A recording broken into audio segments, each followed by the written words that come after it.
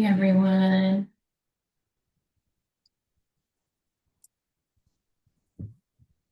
Welcome to our webinar today.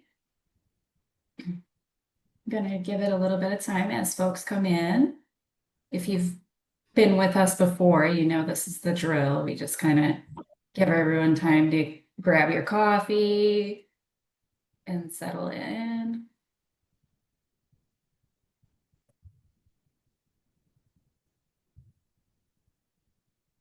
And today's session was a session that was very highly requested. Mike had this session going in June at the PDC, and we had a lot of interest, but we had limited space in the building. And I got a lot of emails of folks saying, please have this online. And so we do listen to your feedback. We love your feedback. And so thank you for that. We're here today now. So we're going to do those same sessions that we had in June. We're going to be doing an online version today. Just going to give it one more minute while our attendees keep on loading into the room. Thanks for being here, everyone.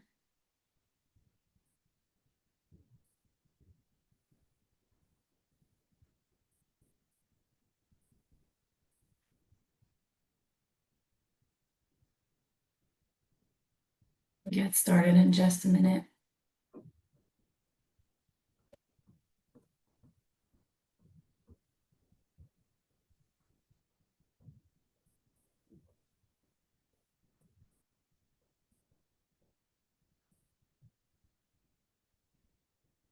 Right, so I'll get us started. I just want to say hello again and thanks for being here. My name is Bianca Michuda and I am the Community Engagement Specialist for the Development Services Department, now known as Austin Development Services. Thank you all so much for joining us again for the Land Development Academy. Our Land Development Academy sessions offer a deeper look at the site plan review process from experts across the City of Austin departments who work with site plans. And as I was saying, as you guys were entering the room, today's session was held in person back in June, but we received a lot of requests to have a virtual version. And so here we are, and we're glad to have you here. It looks like we have a good number of participants today. And so if you could help us track attendance, if you're with a group of people, as in it's more than a single person sitting there viewing, could you go ahead and enter into the chat box how many people are in your group participating with you today? We know sometimes we have people joining as a group, and so that'll help us to track who's really with us today. Before we get started, I will review our engagement format. If we could go to the next slide. So we have 2 hours set aside for today's program, and we will start with the presentation and close with a main Q&A session. But since it's a longer program, we're also going to have multiple Q&A breaks throughout the webinar, since we're going to be learning a lot and we want to keep you with us, all right? So questions can be posted to the Q&A bank at any time by selecting that option at the bottom of your screen. It's a little speech bubble with a question mark in it, and it says Q&A underneath it. Or you can also wait and ask your question live during the Q&A portions by using the raised hand function, which is also at the bottom of your screen. If you're having any issues with either of those functions, you can chat one of the meeting hosts and we can troubleshoot any issues that you might be experiencing. While we hope to be able to answer all of your questions, for those where we may not have the information or just run out of time, we will post a follow-up response. And I will also note that today's meeting is being recorded, and you will receive a link to the presentation and the recording as soon as that is available. And that's all I have to get us started. So I'll go ahead and let Mike McDougall take over. Thanks, Thanks, Mike. Bianca. Thank you. So thank you everyone for your interest in the environmental review permitting presentation, parts 1 and 2. We'll cover part 1 today. My name is Mike McDougall, Environmental Policy Program Manager in the Development Services Department, now Austin Development Services. And there's my phone number, 512-974-6380. And the email pattern of the city is often first name.last name at austintexas.gov. So I am mike.mcdougall@austintexas.gov. So if you have any questions, feel free to give me a call or send me an email. So just to start off with, training a new EV reviewer requires months, and we're going to cover the same material in about 4 hours. So that's certainly warp speed, hours versus months. So this information is a very condensed summary of environmental review. The specific regulations are much more detailed, and I'm always happy to meet one-on-one to discuss any of these topics. So if you want to call up next week and ask about something that we discussed or a potential project, absolutely please do that. So we'll cover 2 hours today and 2 hours tomorrow. We'll have a break at about the 1 hour point, and there'll be time for questions at the end of both days and several times during the presentation as well. We'll cover 8 topics today and tomorrow. Number 1, watershed classification and regulations. Number 2, impervious cover. Number 3, construction on slopes. Number 4, grading limits and grading administrative variances. Number 5, critical water quality zone regulations. Number 6, water quality transition zone regulations. Number 7, erosion sedimentation controls. And number 8, landscape requirements and compatibility requirements. So number 1, watershed classification and regulations. So there are 5 watershed classifications in the city of Austin. There is the water supply suburban, water supply rural, and Barton Springs zone on the west side. And those are collectively called the drinking water protection zone because they drain to our drinking water supply. And then there's the urban watershed and the suburban watershed. And these two, urban and suburban, are collectively called the desired development zone. And so why do we care about 5 watershed classifications? Well, Land Development Code 25.8 regulations vary by watershed classification, including impervious cover calculations and impervious cover limits, grading limits, construction on slopes, administrative and land use commission variances, and creek setbacks, which are the critical water quality zone and water quality transition zone. So the regulations vary substantially depending on the watershed classification. Number 2, impervious cover. So what is impervious cover? Impervious cover is defined as the total area of any surface that prevents infiltration of water to the ground, such as roads, parking areas, concrete, and buildings. And that's per LDC 25A1, Part 11. Naturally occurring impervious cover, like a big rock outcrop, is not considered impervious cover for the purposes of environmental regulation. So it's just something that is put down, something that's built. Some of the things that kind of catch people by surprise sometimes is that unpaved roads, driveways, and parking areas compacted by vehicle use are also considered impervious cover per ECM 181B. And so what this means is that a dirt road is considered impervious cover. It's not paved, but it's considered impervious because the compaction prevents or at least reduces substantially the amount of infiltration into the soil based on the environmental criteria manual. So anything that's proposed to be driven on routinely would be considered impervious regardless of the surface material. And so why do we limit impervious cover? Well, impervious cover, or IC is an abbreviation you probably see often in emails. Impervious cover is a source of pollution, fertilizers, oils, and pesticides. So the pollution can accumulate on the impervious cover through time. And then, of course, when it rains, that impervious cover will wash off into the creeks in large quantities. And so limiting impervious cover helps to preserve existing vegetation, and it also helps to maintain healthy ecosystems. It promotes biodiversity and it promotes water quality. And so by limiting impervious cover, we are limiting the amount of pollution that runs into the creeks.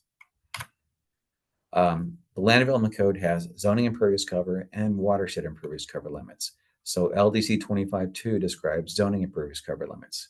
And unfortunately, and for reasons not entirely clear to me because this goes back many years, the zoning impervious cover limit is not necessarily the same impervious cover limit as the watershed impervious cover limit.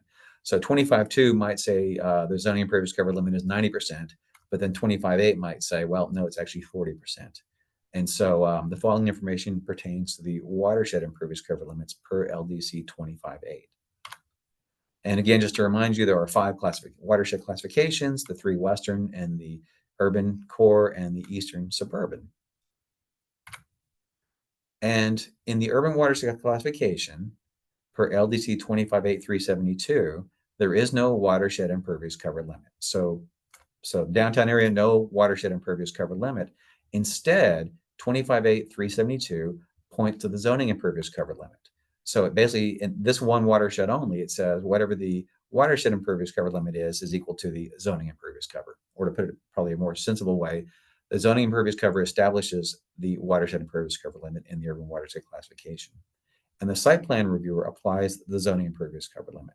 So your environmental reviewer in the Urban Corps is not going to require compliance with any specific impervious cover limits. It just defaults to zoning. So consequently, EV review does not regulate impervious cover in the full purpose urban watershed classification. So these projects don't need watershed impervious cover calculations, so no Q tables. Just the zoning impervious cover limit applies. In the suburban watershed classification, the impervious cover is limited by LDC 25.8.392. The suburban watershed classification impervious cover limit is based on gross site area. And the gross site area is just basically the lot size. So if you have a 5-acre lot, the impervious cover limit is based on 5 acres. And your environmental reviewer will ask for ECM Appendix Q, will ask for an ECM Appendix Q2 table for suburban watersheds for a suburban project. And here is that Q2 table. So there are two Q2 tables. One Q2 table is for the suburban watershed. And just to run through how this one works, suppose that the impervious cover limit is 50% and the lot is 10 acres. Well, your impervious cover limit would be 5 acres based on line 1. We go to line 2. It asks what's the existing impervious cover on the site proposed to remain. In this example, we'll just say 0. Line 3, the proposed impervious cover, 1.23 acres. And then line 4 is just simply the sum of existing to remain plus proposed. So 0 plus 1.23, 1.23 acres. And the relevance of this is that line 4 cannot exceed line 1, the 5 acres. So in this example, 1.23 acres is less than or equal to 5 acres. That's great. So this suburban Q2 table shows that the proposed project complies with the watershed impervious cover limit. This lower section is very similar to the Q2 table for the drinking water protection zone, and we'll get to that in a minute. There is, like as I mentioned, there are two Q2 tables. This is the suburban Q2 table. We'll get to the drinking water protection zone Q2 table in just a second. So just to recap what we've covered so far, we've discussed the urban and suburban watershed classifications, collectively called the Desired Development Zone, or DDZ. No Q2 tables are needed in the urban watershed classification, and a suburban ECM Q2 table is needed in the suburban watershed classification. And with that, I will take a pause and ask anyone to ask any questions. So Bianca, I think I pass it over to you now. Yeah, thank you. So we did get a question in the Q&A box, and I'll go ahead and read that out for us. How is floodplain and the critical water quality zone or water quality transition zone handled or defined during site plan review for the creeks that are still in the process of having drainage or flood studies completed for Atlas 14 by the city? It seems like this covers a lot of creeks in the city. That's actually a fantastic question because, and we'll get to the critical water quality zone and water quality transition zone probably tomorrow based on the order of the slides, but that's a fantastic question. In the urban watershed, the critical water quality zone is defined as the fully developed 100-year floodplain as long as the critical is at least 50 feet wide and no more than 400. So if you had a tiny critical, say 10 feet, or excuse me, a tiny floodplain, the critical is at least 50 feet wide. If you had a huge floodplain, the critical is no more than 400 feet wide. In the suburban watershed, the critical is 100, 200, or 300 feet wide. In the western 3 watersheds, the critical and therefore the transition zone are once again defined in part by the fully developed 100-year floodplain. The problem is that if the floodplain is not mapped by the city, the applicant is required to map the floodplain. And that's something that actually that the EV team is working through actually right now. We brought this question up to the watershed protection and to John Clement and Liz Johnston, the environmental officer, which is if we ask an applicant to do a floodplain study, that could take several rounds of updates. And in the interim, we don't know where the critical water quality zone is. And meanwhile, the applicant is trying to build the site or design the site without knowing where the uplands are, the non-creek setbacks, and where the creek setbacks actually are. So that's something we're trying to work through because there's a cart and a horse situation here where the cart is before the horse. Unfortunately, I don't have an answer to that question, but myself, Pamela Vitale, and Watershed are aware of this conundrum, and we're trying to work through with this. So the short answer is that if we don't know where the floodplain is, the applicant would have to do a floodplain study, and then that would help define where the critical is. The problem, of course, as I mentioned, is that could take several rounds of reviews to get that figured out. And we need to know early in the process, not late in the process, where the creek setbacks are. I don't have a satisfactory solution for that yet. That is something that's come to our attention that we're working on resolving. Um, I'm sorry, I don't have a good answer. That's the best answer, other than we know that that is an issue and we're working to fix that. So if if I need to provide clarification on that, I'd be happy to. Bianca, are there any updates on that question or any other questions? No, that's all we have for right now. I just got one, actually one new one just came in. Okay. Does state law that references zoning apply to impervious cover, or does it defer to watershed impervious cover? So my understanding is with state law and zoning, the city has zoning authority in the full purpose jurisdiction. In the ETJ, the city does not have zoning authority. Um, and so the watershed impervious cover would apply throughout the city, except in the urban watershed where zoning impervious cover applies. And so I don't believe that state law would have any impact on the watershed impervious cover limit, except there's about 40 or 50 acres in the Northeast urban watershed classification that are urban and ETJ. And the Land Development Code actually just has a quick blurb, and this gets very detail oriented. So that's a great question. The Land Development Code, I believe it's 258372, it's right around that area at least, says that if you're urban in ETJ where there is no zoning and therefore no zoning impervious cover limit, I believe the impervious cover for watershed is just 80%. And that's again because in the urban watershed classification, the watershed impervious cover limit equals the zoning impervious cover limit. But in the urban ETJ, there is no zoning and no zoning impervious cover limit. So the code just says, okay, 80%. I have not seen any projects since I've been here since '08 come in that are urban ETJ. I'm really looking forward to seeing that because that'll be a first. But someday somebody will submit an application for an urban ETJ project. I hope that answers the question. Bianca, is there anything else? Yep, that sounded good to me. I think our questions have slowed down and we're good Okay. to move on through the rest of the presentation. Thank you all for your questions. We'll have more of those breaks throughout. Thank you. So we covered the urban and suburban, the eastern two watershed, or central and eastern two watershed impervious cover limits. And this leaves the other three watershed classifications: water supply suburban, water supply rural, and the Barton Springs zone, which again are collectively called the Drinking Water Protection Zone, or DWPZ.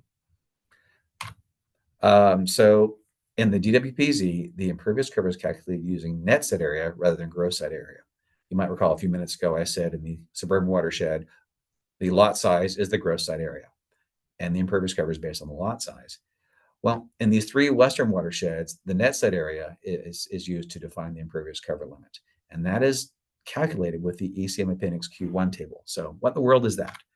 So the Q1 table takes it's used for calculating the net site. And the Q1 table has deductions and some adjustments for slopes over 15%. So the Q1 table starts with the lot size, but then it has some deductions. And these deductions don't exist in the suburban watershed. They do exist in the western three watersheds. So to show you what I'm talking about, so the ECM Appendix Q1 table, and just says net site area. Note, net site area is only applicable in watersheds classified as water supply suburban, water supply rural, and Barton Springs zone. So this is just a completely imaginary example. The numbers math out; they're mathematically correct, but this is a fictitious example. So suppose we start off with a gross site area of 23.5 acres, the lot size, and there are some deductions. That's the difference between gross site area and net site area. So we deduct out the area of the critical water quality zone on the lot. Suppose in this example it's 1 acre. We deduct out the transition zone area on the lot. Suppose that's 15 acres. Any wastewater irrigation areas, let's just suppose they have city sewer, so there's no wastewater irrigation, so that's 0. So the net deduction is, or the deduction subtotals, lines 2, 3, and 4 added together, which would be 16 acres. And so the uplands area is the gross set area minus the deductions. In this example, 23.5 minus 16, 7.5. Then the Q1 table has deductions for slopes. So all the slopes that are 0 to 15% count fully for this, 5 acres. Slopes 15 to 25% count as 40%. So in this example, I said 1 acre times 40% is 0.4.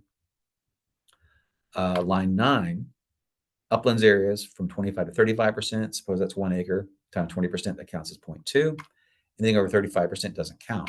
And so we've taken the 7.5 acres and done adjustments for slopes. And now the net set area is 5.60 acres. And this line 11 number is what the impervious cover would be based on. And so that number would go here in line 3, 5.6 acres. So I wish the Q2 table had been done. This is the Q2 table for the Western 3 watersheds. I wish this table had been done in a slightly different order. But it starts off with asking, what is the area that's transition zone and not the floodplain? So let's just pretend it's 15 acres in this example. And line 2 says, okay, well, suppose the impervious cover limit in the transition zone is 10% times 15 acres. So 1.5 acres of impervious cover would be allowed in the non-floodplain transition zone. Line 3, we took the 5.6 acres, that's the net state area that we calculated from the Q1 table, and let's just suppose the impervious cover limit is 25%. So the net state area of 5.6 acres times 25% gives us 1.4 acres.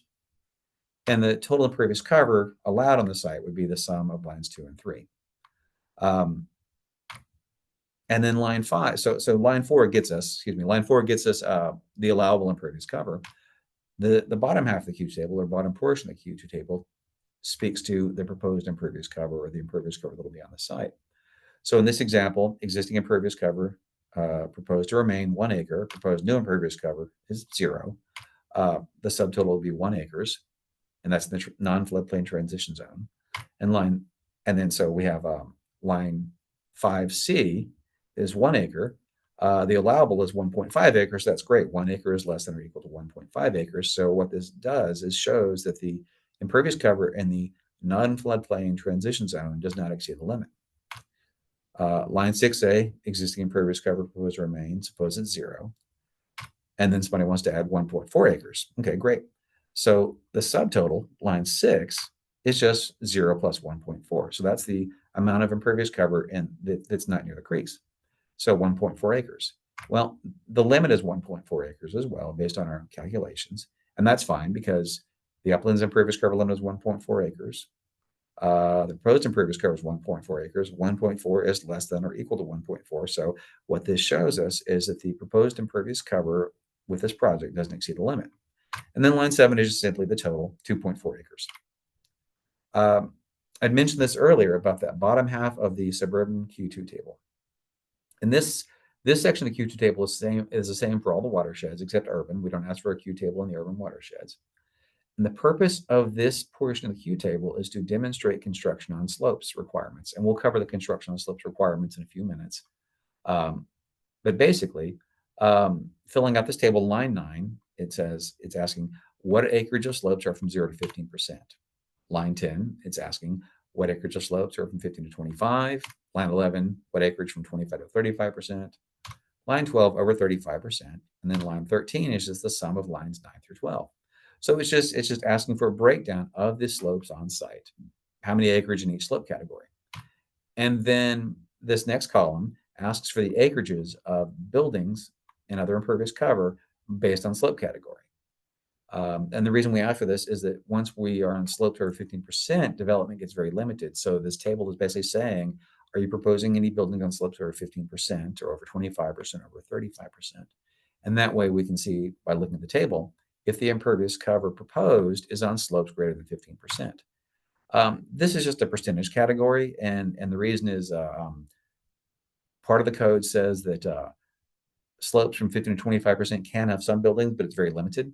And so this percentage category helps us identify if the buildings on slopes from 15 to 25% exceeds the limitation. This last column is just asking if there are drives or roads on slopes, or asking what drives and roads are proposed on the various slope categories. And the reason for that is that driveways and roads and private drives and private roads and public roads and drive aisles and parking lots can't be on slopes over 15% per the code, but there are some exceptions. And so this is asking, are there any drives or roads on slopes over 15%? And if so, um, which slope categories are those drives within? And basically all this is to help the EV reviewer understand if there is construction on slopes over 15%, and if so, does it comply with the construction on slopes limits? And those construction on slopes limits get a little convoluted, and we'll cover those, like I say, either in a few minutes, or if not today, we'll certainly get to those tomorrow. But this is the bottom portion of the Q2 table, and it's the same whether it's the suburban watershed or the western three watersheds. And so to give an example, fill in some numbers. Suppose there's 5 acres of slopes from 0 to 15%, and someone's proposing 2 acres of buildings in that category. Okay, that's fine, because that's fine. And that's 40%, no problem. Now suppose there's 1.5 acres of slopes from 15 to 25%, and someone's proposing 0.15 acres on those of buildings on those slopes. Well, that's 10%. Actually, the limit happens to be 10% on this slope category. So that's fine too. So this is basically helping the EV reviewer understand if we comply with the construction on slopes requirements. This other column saying there's 1 acre of driveways on slopes from 0 to 15%, no problem. And this second line is indicating that there is 0.5 acres of driveways on slopes from 15 to 25%. And the cutoff is 15%, but there's some exceptions. So when the EV reviewer sees that there's a driveway on slopes over 15% based on this table, then a little bit more investigation is necessary. And we'll cover that, but 25.8, 301, and 302 limit construction on slopes. Line 13 is just the sum of all the items above. So the gross site area in line 13 should equal the gross site area of the site, because the sum of all slopes from 0 to beyond 35% inclusive is the total of the site. So the sum of line 13 on this first column should equal the gross site area of the site. And just to show this back up again, because I know this is a lot to cover very quickly. The 5 watershed classifications. In the urban, impervious cover is regulated only by a zoning limit, the zoning impervious cover limit, and the full purpose. In the suburban, we use the gross site area impervious cover limit, and we need the ECM Appendix Q2 suburban impervious cover table. In the western three watersheds, we use the net set area impervious cover limit, and so we need the Q1 net set area table, and we need the ECM Q2 table for the water supply suburban, water supply rural, and Barton Spring zone. And these are all in the ECM. Is Appendix Q1 and Q2, these tables. Okay, with that, Bianca, are there other questions or something I can cover again or explain in more detail? I have no questions in the Q&A bank, but we are ahead of schedule. Does anybody here have a question they'd like to ask out loud? If you do have something that's come up, or as Mike said, if there's something that you'd like for him to review in more detail, go ahead and raise your hand and I can let you speak. I can give you that permission to unmute.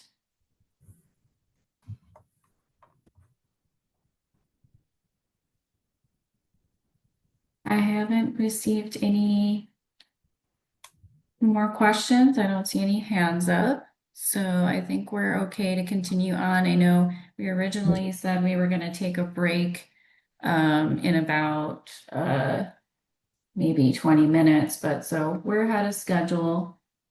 Just be mindful if we want to still take a break at some point, we can.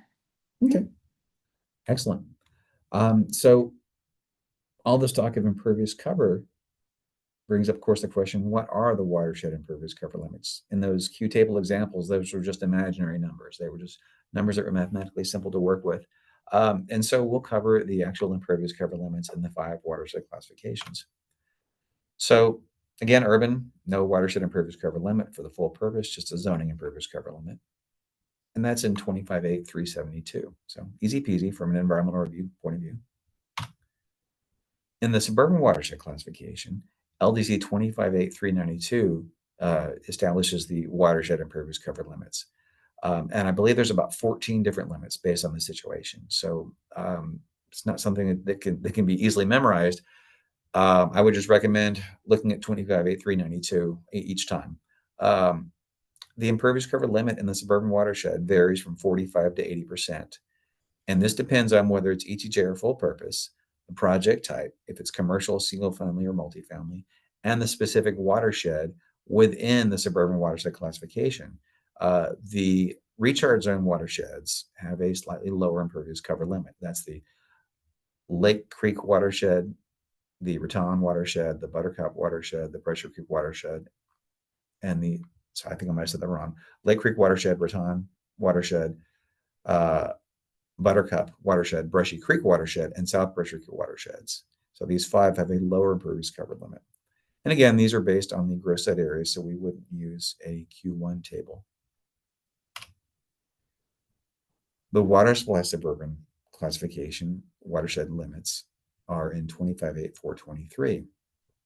The watershed impervious cover limit is 30% for single family or duplex residential use.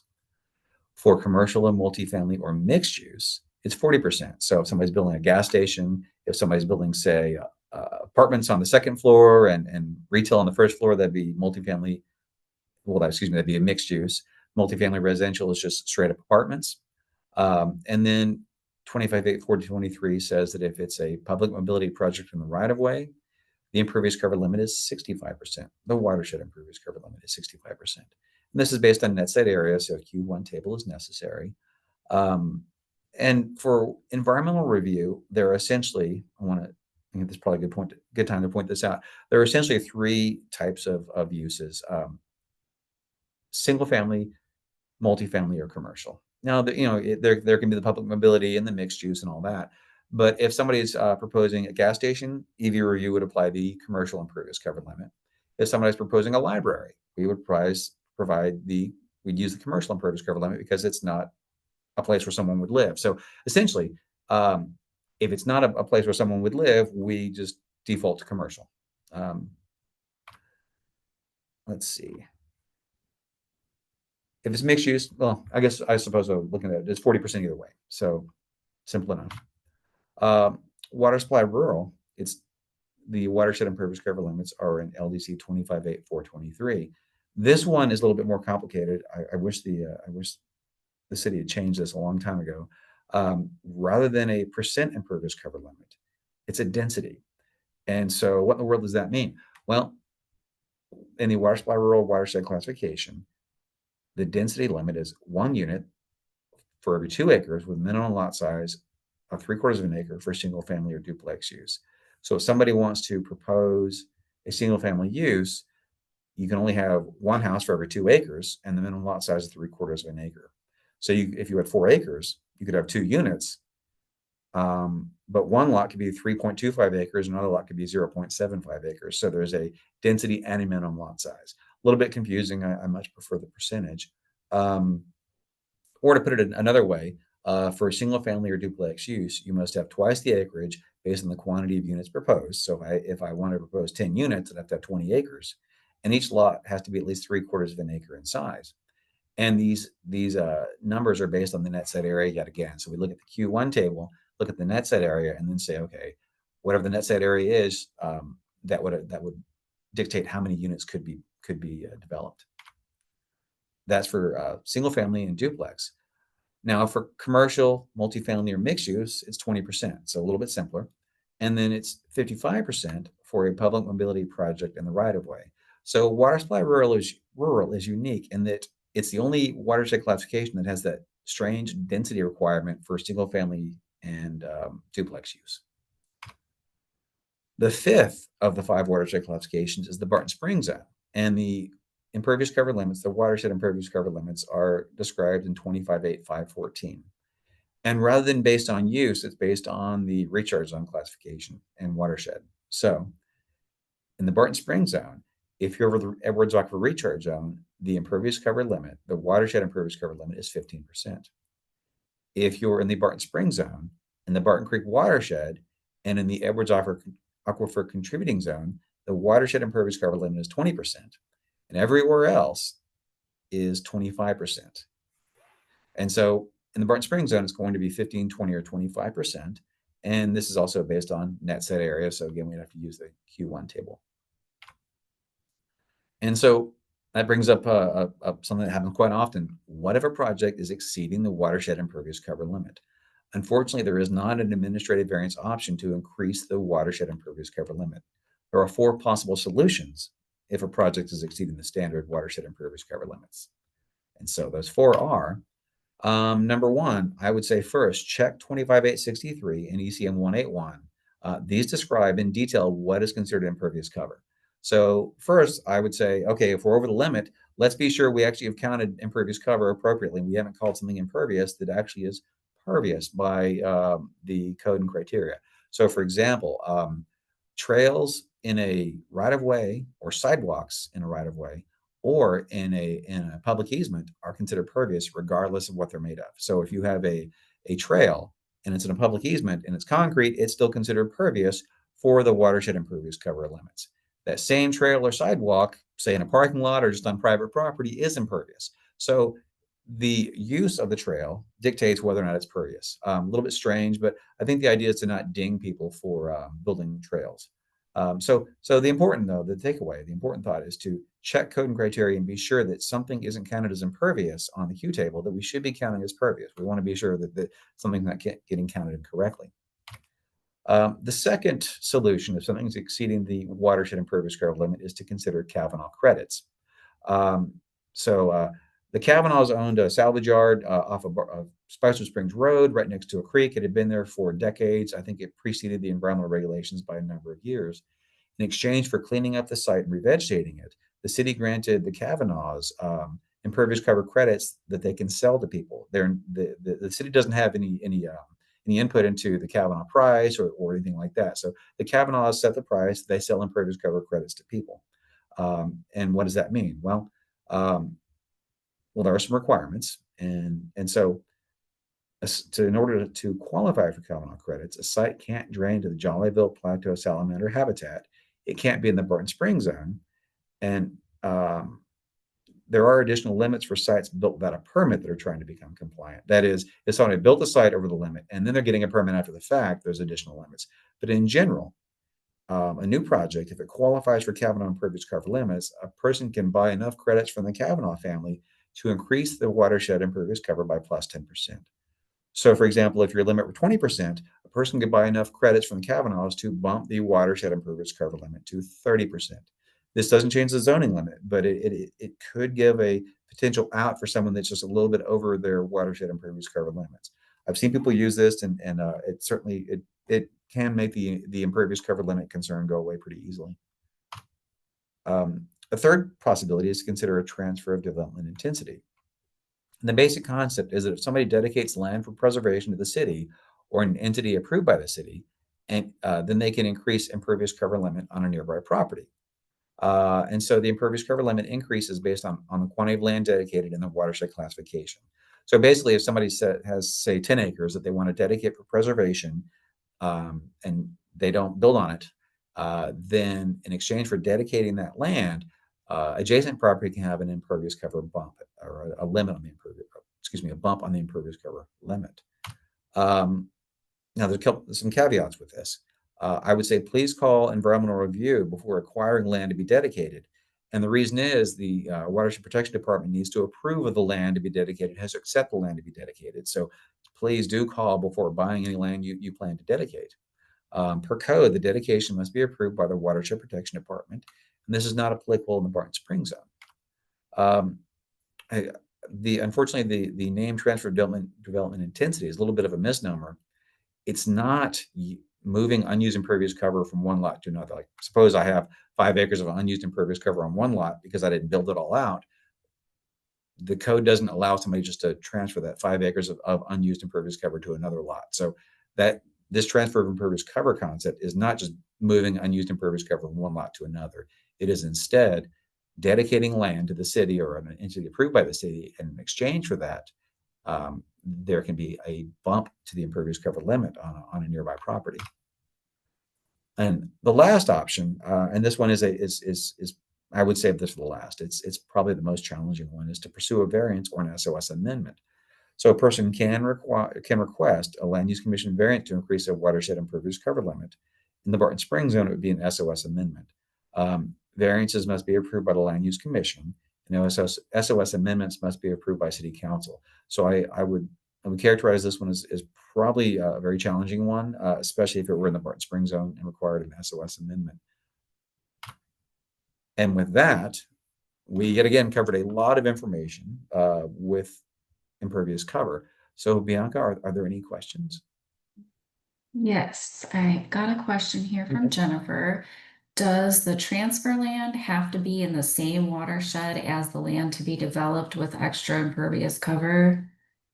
I believe so. And let me see if I can look that up. I don't know that one. I very rarely see the TDI. So let me see if I can jump to the appropriate code section. I believe it depends on the watershed classification.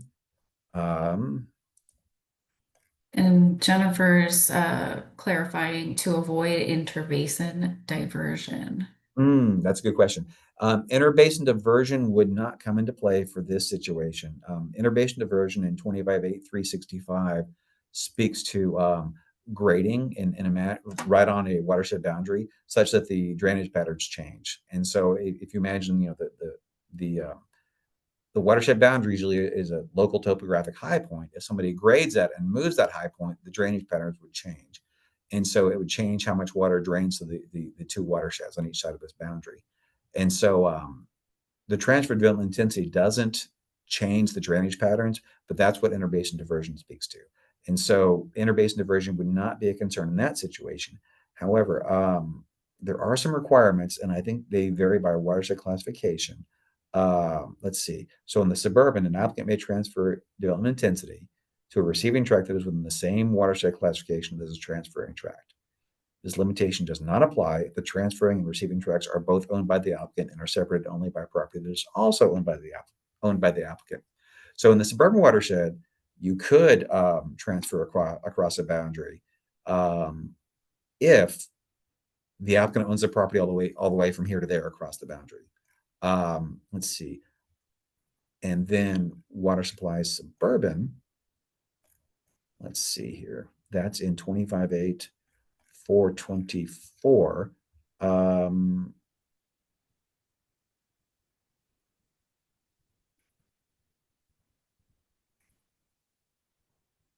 Let's see. I don't see that in 424. I think I'm happy to, Jennifer, if you want, we can go over this on a specific site for sure, very slowly. And I'm happy to answer the question. I just don't want to use up too much of everyone's time while I research all the code and criteria. It does vary based on watershed classification. There is no development intensity in the urban watershed since we don't regulate the watershed impervious cover limit, and there is no transfer in the Barton Springs zone. So it's only suburban, water supply suburban, and water supply rural. In suburban, yes, there is that concern about where the boundary is, but interbasin diversion does not represent a concern or a code restriction in any of the watershed classifications. But if you want, I'd be happy to talk in more detail. We can set up a meeting and talk about the TDIs for the three watershed classifications. But at least in the suburban, yes, the watershed boundary comes into play, but not if somebody owns the property all the way across the boundary. Was that helpful enough or?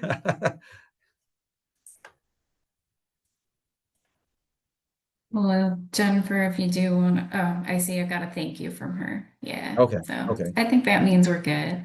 Okay. It's Um, possible to go down a rabbit hole with code sometimes, and I don't want to trying to be accurate and brief, and that's always threading a needle with the code. yeah, but I think it's great that you're showing our audience today where we can look up the code. And Yeah. of course, Mike's always offering just reach out to him directly as well if there's something you want to go into deeper. I do have another question for you, Mike. Okay. Um, does the EA verification zone have the same limits as the recharge zone? It does not. The verification zone represents an area that might be a recharge zone or might not be. It's sort of the fuzzy boundary on the recharge zone. That's something that's done by John Clement's team, the hydrogeologist specifically. So the recharge zone is essentially an area on the map that is essentially saying, well, maybe it's recharge zone, maybe it's not. We're not entirely sure. And the reason is, nature often defies categorization. And so this is one of those times where One lot might be in the recharge zone. You go a few feet and it's not in the recharge zone. And the verification zone is that fuzzy area. It's done on a case by case basis and done with site visits, especially. So the hydrogeologist will go out to look at the local geology and then decide if that's recharge zone or not. I think if you have a specific question about a specific property, it's best to reach out to John Clement, and he can certainly assist with that. But the verification zone is a different animal than the recharge zone. It's the maybe it is, maybe it isn't zone. We have to go check case by case. Good. Well, I think it's cool that you just name dropped John because he's going to be doing a session at the end of October about Excellent. development in Austin's wetlands. Okay. So if anyone here is interested in that, can head on over to our website, look for Land Development Academy and register for that one. That's going to be another webinar. Do we have any more questions? Has anyone been inspired? Uh, You're welcome to raise a hand if you do. And if not, I feel like this could be a good time for a break. How do you feel about that, Mike?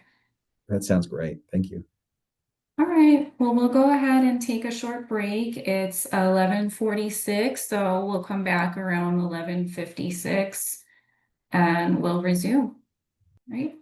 I'm going to Thank turn you. off my camera and everything, and we'll be back shortly, y'all.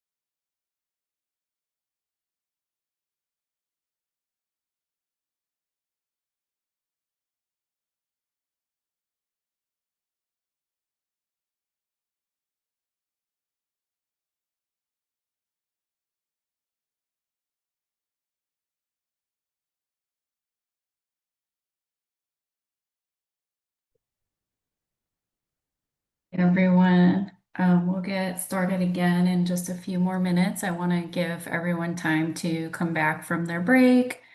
Um, Glad that we have a little extra time to let y'all be comfortable throughout this presentation.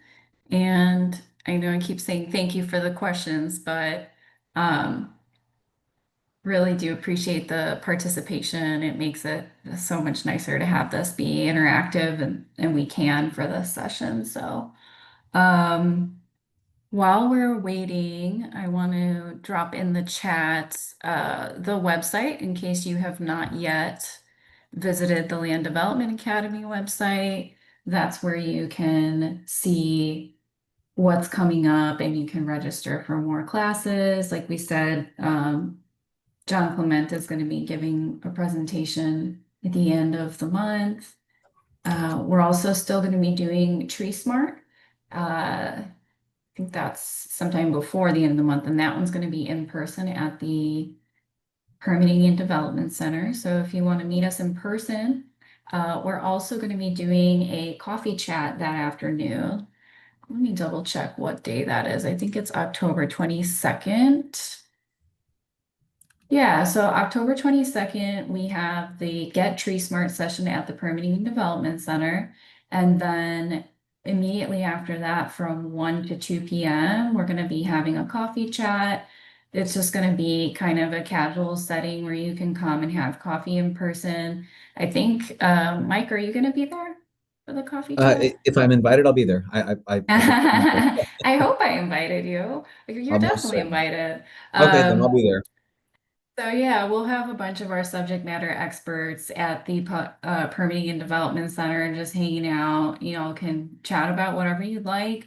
And I also want to remind our participants today that we still have a kind of thank you offer that we're giving to all of our attendees.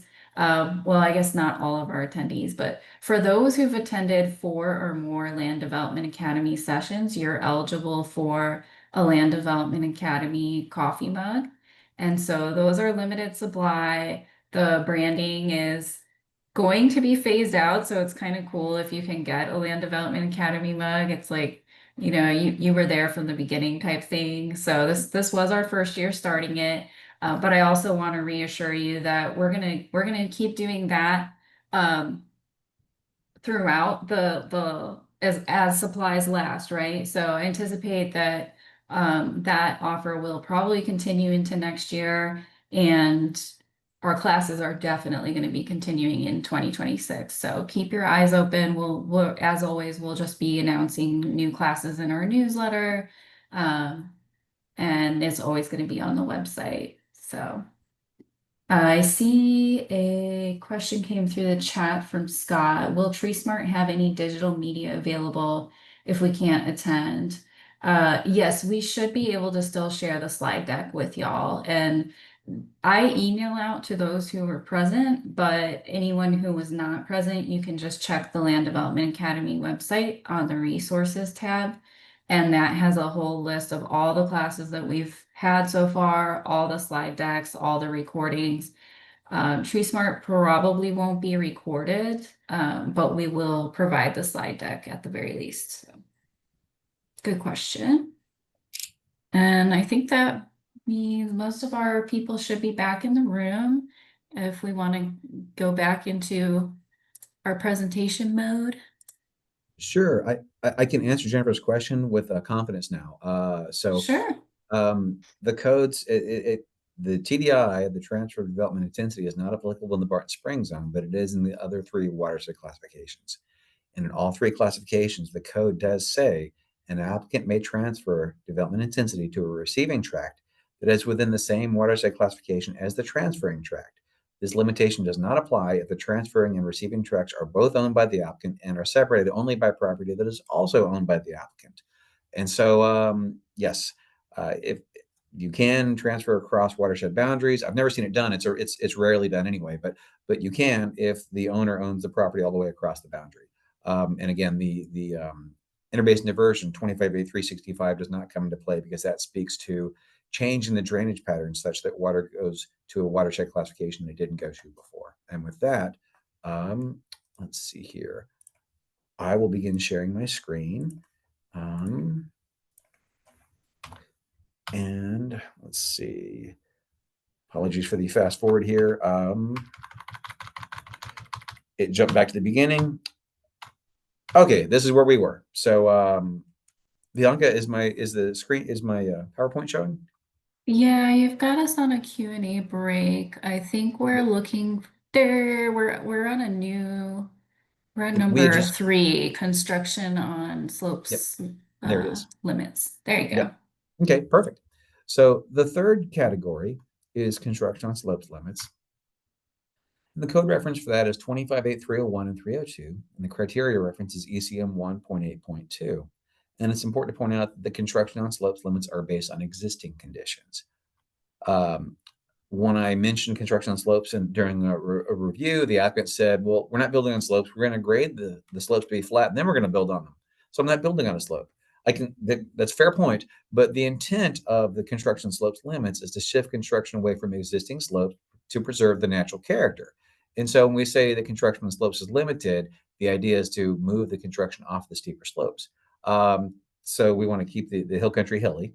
And then also, sediment transport occurs more readily when there's construction on slopes. And so construction on slopes, the limitations in code are intended to keep the slopes in place and to move the construction elsewhere. So when the applicant was saying, I'm not building on slopes, they'll be flattened first. Well, that's a good argument, but it's actually not the point. So we want to move the construction off the steep slopes. Now, 25.8.303 specifically says construction on slopes limits are not applicable in the urban watershed classification.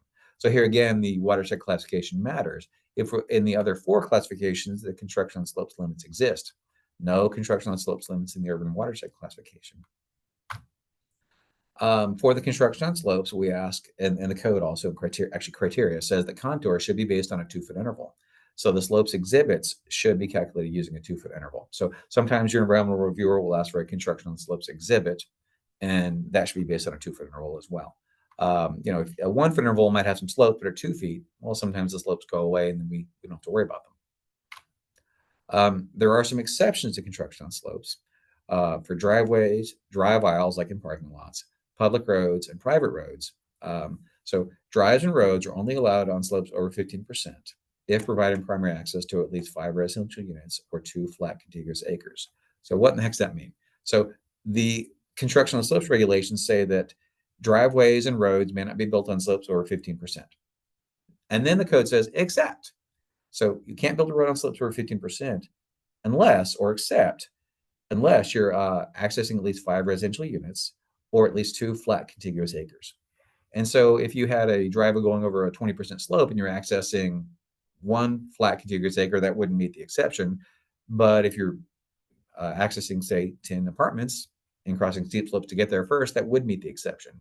So the takeaway is that driveways and drive aisles and roads can't be built on slopes over 15% unless you're accessing 5 residential units or more, or at least 2 flat contiguous acres. And flat is 15% or less slopes. It does say, the section of the code does say primary access, primary access for 2 contiguous acres or 5 units. And that brings up the question, what is primary? Well, that depends on the project, the design requirements, and the size of the property. And so, for example, a large grocery store was allowed 3 driveways on steep slopes because they were accessing at least 2 flat acres, but they're allowed 3 driveways as primary access. Well, grocery stores need a lot of driveways. In contrast, a gas station was a 2-acre site, but had to cross steep slopes to get to 2 flat acres. They wanted 2 driveways, and Watershed said, for something as small as a gas station, 1 driveway constitutes primary access. So the exception, to clarify, does say you can't cross slopes over 15% with these driveways unless you're providing primary access to 5 units or 2 flat acres. And so primary doesn't always mean 1. It definitely depends on the project. So it's a case-by-case basis. I've seen that also argued with warehouses. Warehouse wanted, I think, 4 or 5 driveways, and Watershed said, well, we recognize you need 2 driveways for your trucks, 1 coming, 1 going for the big trucks, and a driveway for standard cars. But 5 driveways, that doesn't constitute primary, but 3 would. And so primary doesn't always mean 1. It definitely depends on the project and the size of the project. The code also limits building and garage construction on slopes. And this one's if you thought the driveway one was a little bit confusing, this one's a little bit more confusing. The code says that buildings and garages are allowed on slopes up to 15%. And then it says slopes from 15 to 25% can have buildings and garages as well, but only 10% of that category.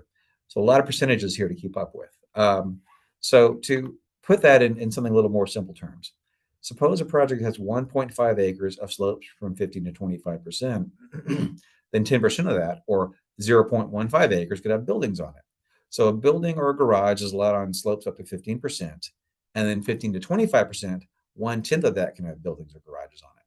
And now this doesn't increase those impervious cover limits we went over earlier. This is just like a sub limit for construction on slopes. And then the code also limits parking spaces on slopes. So a parking lot. Um, Parking spaces can't be on slopes over 15%. Now, environmental review would look at the parking spaces and apply that 15% maximum to the parking spaces. But the drive aisles between the parking spaces, environmental review would apply the driveway limit. So that primary access concept could come into play. So a drive aisle could possibly be on slopes over 15%, but the parking space could not be on slopes over 15%. I know that can be a little bit confusing as well. I think anytime you have slopes over 15% and you're not in the urban watershed, I would say call your environmental reviewer and just talk about options and the code requirements. And so this is all these slopes requirements are why the ECMQ2 table show construction on slopes. Now, often an exhibit is necessary to fully assess construction on slopes compliance. And so your environmental reviewer might ask for a slopes exhibit to expedite the review for construction on slopes. And so this is actually what the environmental reviewer would look for or might ask for.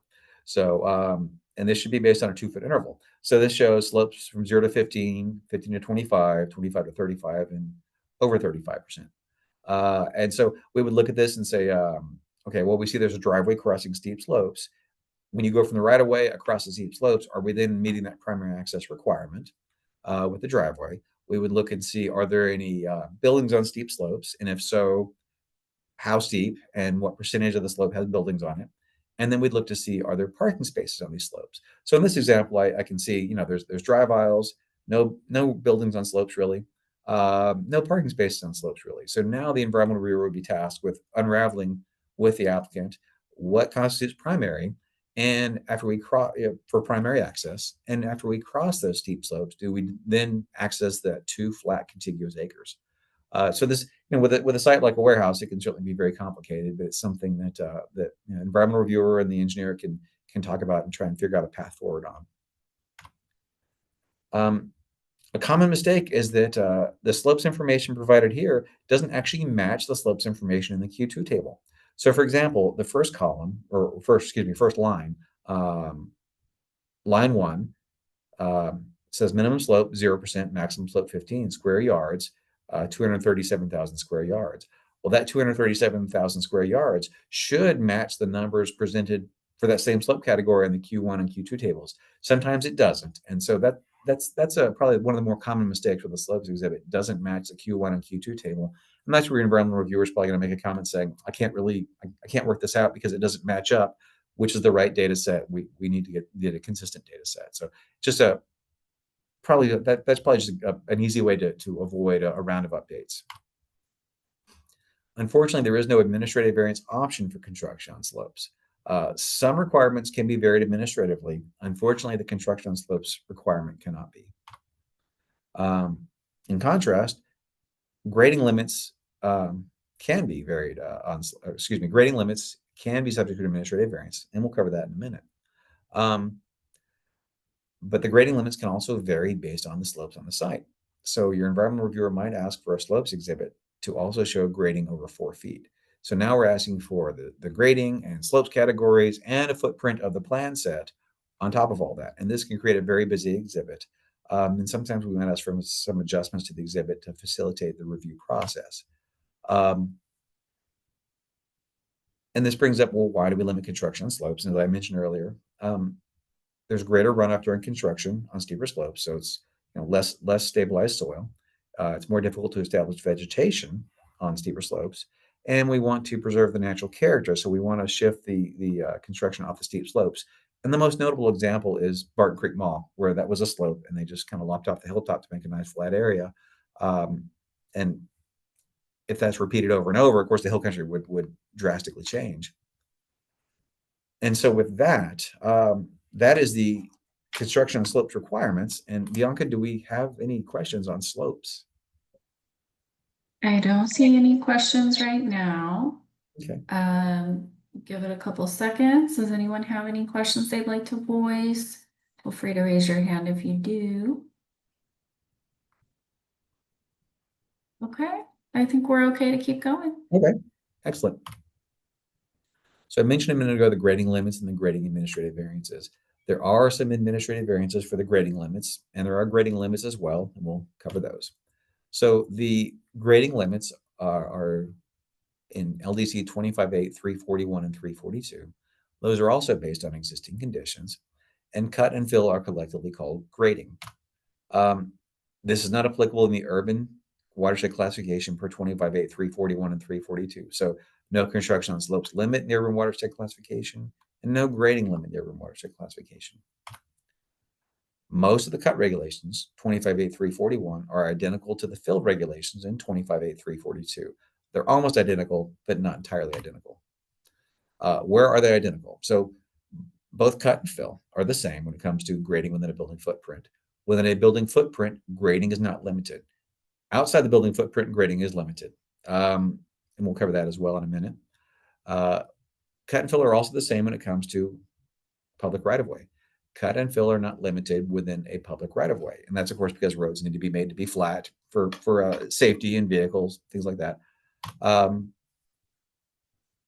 and fill are also identical for the construction of water quality and detention ponds and appurtenances for conveyance. So the code says that cut and fill are not limited for ponds and appurtenances for conveyance if the design and the location of the facility within the site minimize the amount of grading over 4 feet, and the grading is the minimum necessary for the appropriate functioning of the facility. Well, that second item basically says, well, you don't dig the pond deeper than it needs to be, but it'd be kind of strange that somebody would. But basically, cut and fill are not limited if we meet these two requirements. And a third requirement, the cut is not located on a slope with a gradient of more than 15% or within 100 feet of classified waterway. So if the pond's on a flat area and far enough away from the creek, grading is not limited.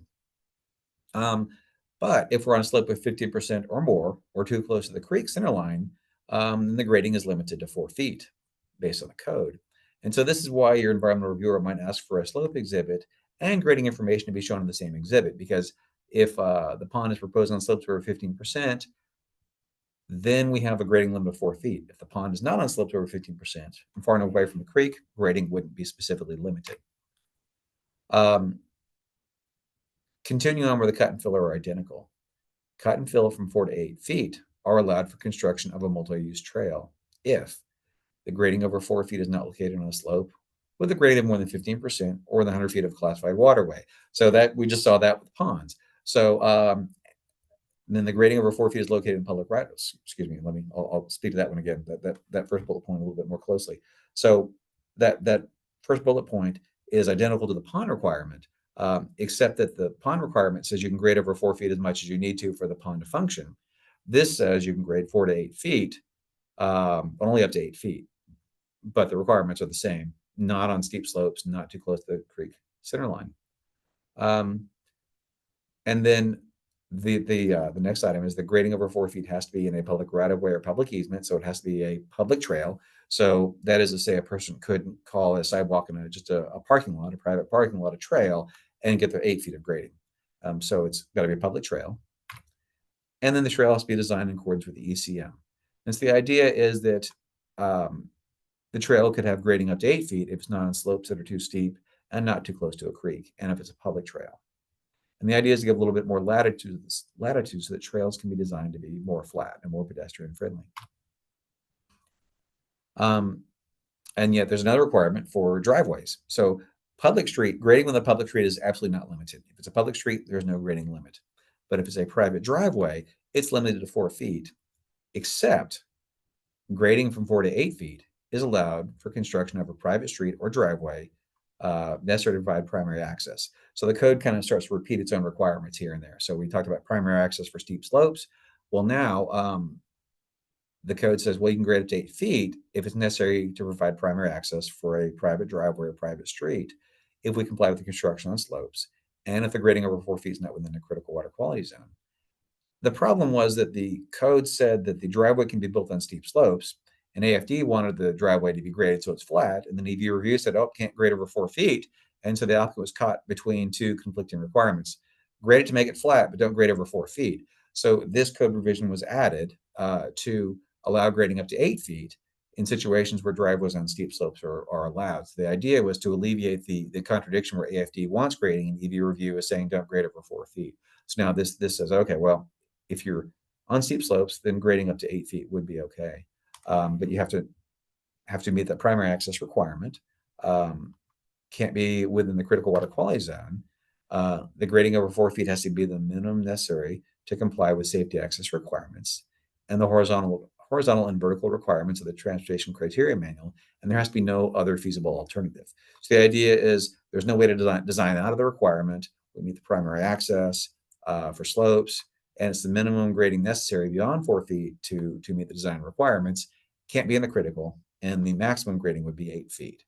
But the idea is, again, to alleviate the tension between AFD wanting, understandably, a flat driveway and EV review saying, well, don't grade more than 4 feet. And with that, we have come to another break. And so I would ask Bianca, do we have any questions? Yeah, I don't have any right now, and I want to say this is our final Q&A. This is all the material that we had set to cover today.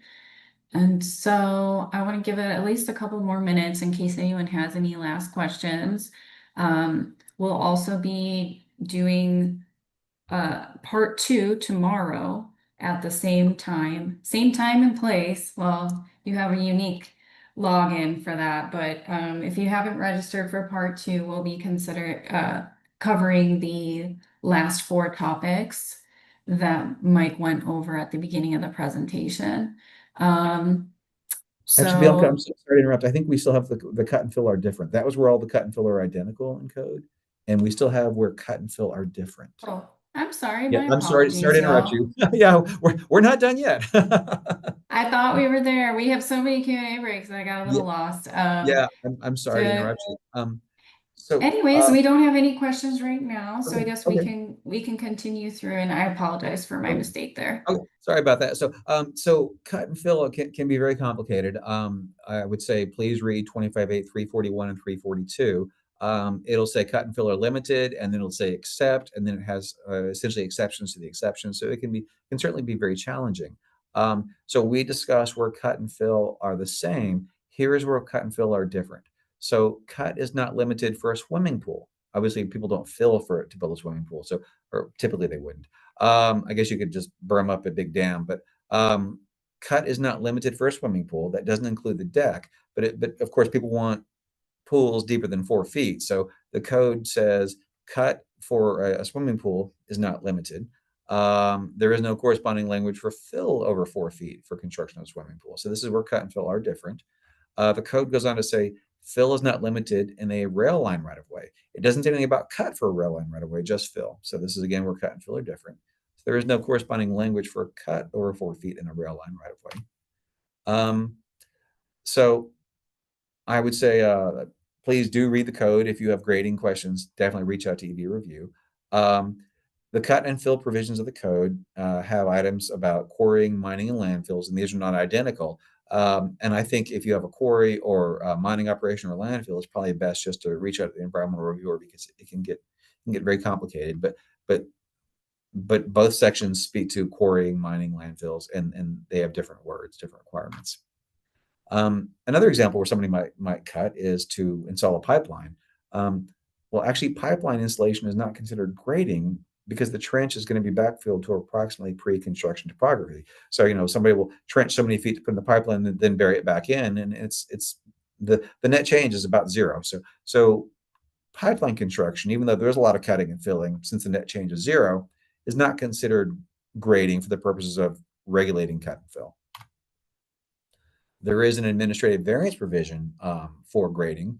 The requirement is generally grading is limited to 4 feet, but the administrative variance allows grading up to 8 feet um, if we're in the suburban watershed classification, and only on slopes of 15% or less and more than 100 feet from the center line of classified waterway. So we've seen that before.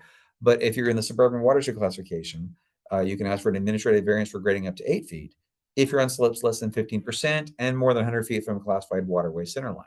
So suburban steep slopes, we couldn't grant the administrative variance, or suburban too close to the creek, we couldn't do it. But if we're flat, far enough away from the creek, and suburban, it's possible to get an administrative variance to allow grading up to 8 feet. And so this is why environmental review might ask for slopes and grading information to be shown in the same exhibit. If somebody wants an admin variance to allow grading, say up to 7 feet, well, we need to know, is that 7 foot on steep slopes or not? So then we have to ask for the overlay of the steep slopes plus the grading over 4 feet. Then we need to know the site plan footprint. Well, maybe it's in the building footprint, which has no grading limit anyway, or maybe it's in a right of way, public right of way, which has no grading limit. So the type of construction, the watershed classification, the slopes, the grading, and the distance from the waterway all interact to change the grading limits. So it can get really confusing. There's a second grading administrative variance provision. So there's an administrative variance to allow grading up to 8 feet for the construction of a primary or secondary educational facility. It doesn't have a watershed classification requirement. It's just a use or construction requirement. If it's for a primary or secondary educational facility, even if it's not in the suburban watershed, it's possible to get an admin variance for grading up to 8 feet. But yet again, can't be on slopes over 15% or within 100 feet of classified waterway center line. So that slopes requirement and distance from the creek center line concept comes up yet again. Grading is the most common administrative variance. The administrative variances are all located in 25842. It contains 25842 contains the grading administrative variance and a few others. Some requirements in LDC 258 can be varied administratively and most cannot. But I think the first thing to do if you find you can't comply with the code requirement, look at 25842. See if it's possible to administratively vary the requirement. If so, great. Maybe we can proceed that way and minimize redesign expense and trouble or avoid a land use commission variance. So 25842 can be a very useful tool, get out of jail free card. Sometimes environmental review will ask for a grading exhibit. Now, this does need to be based on a 1 foot contour interval.